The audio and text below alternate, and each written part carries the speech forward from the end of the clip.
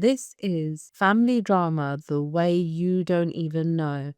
No, not sitting around the table, having a meal, and laughing at Christmas. My wife's family was quite the opposite.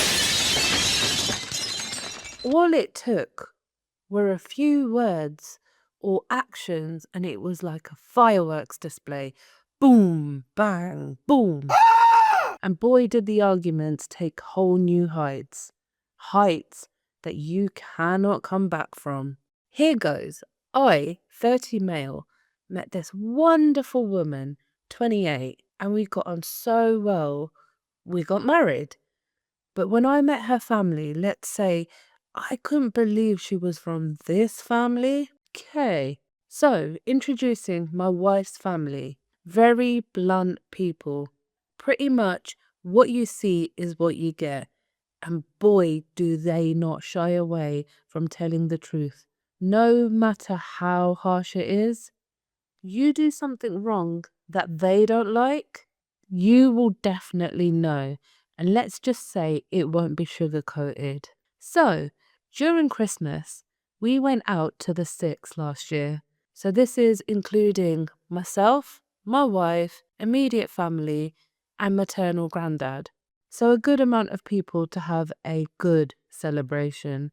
Granddad took the duty to take the van and all the kids.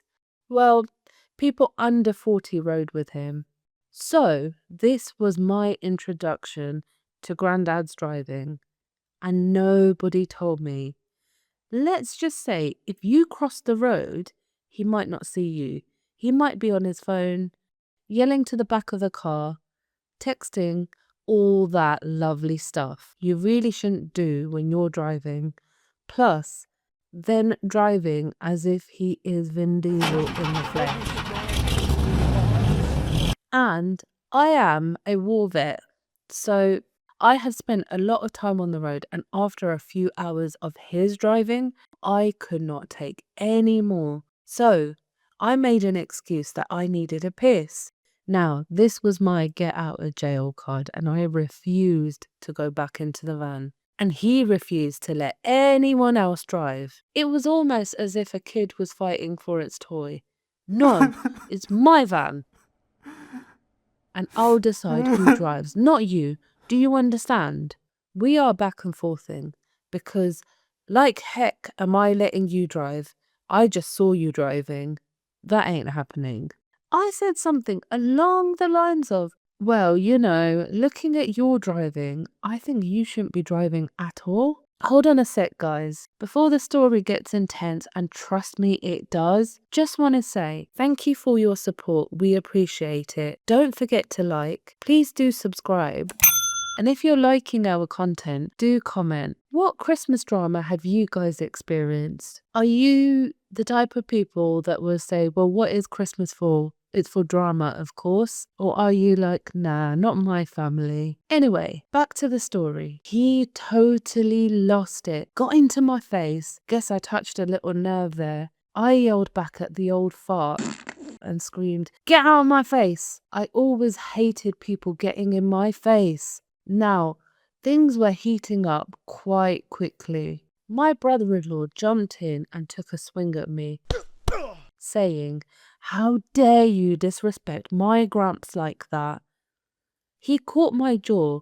It was so sudden that he stumbled. Yeah, not me, he stumbled. And let's be honest, I hadn't said anything untoward, so the escalation was just ridiculous. Thing is, you take a swing at me, I'm not just going to sit around and watch. I grabbed the fella by the neck and the back of his top and tossed him towards the direction we were travelling. And a good few feet away.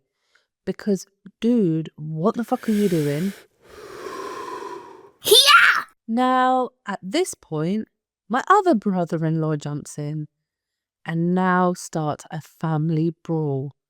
Looking like we just all came out of the pub. Round 1, fight!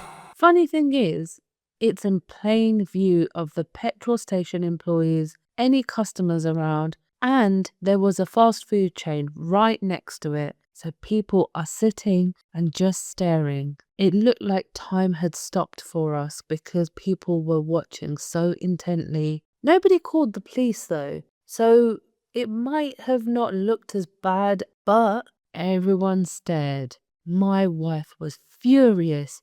She came between us, stopping the fight. Stop it! The brother, granddad, and me. They take a swift exit, and Gramps is driving with the brothers in a tow.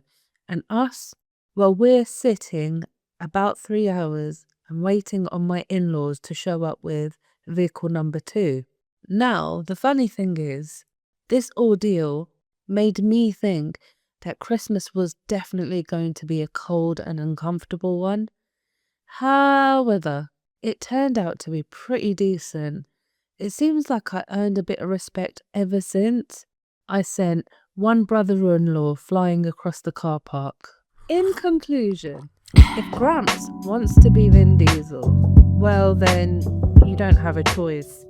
Let him live in La La Land, because he isn't going to listen anyway. Just don't get into the car with him. Walk if you have to.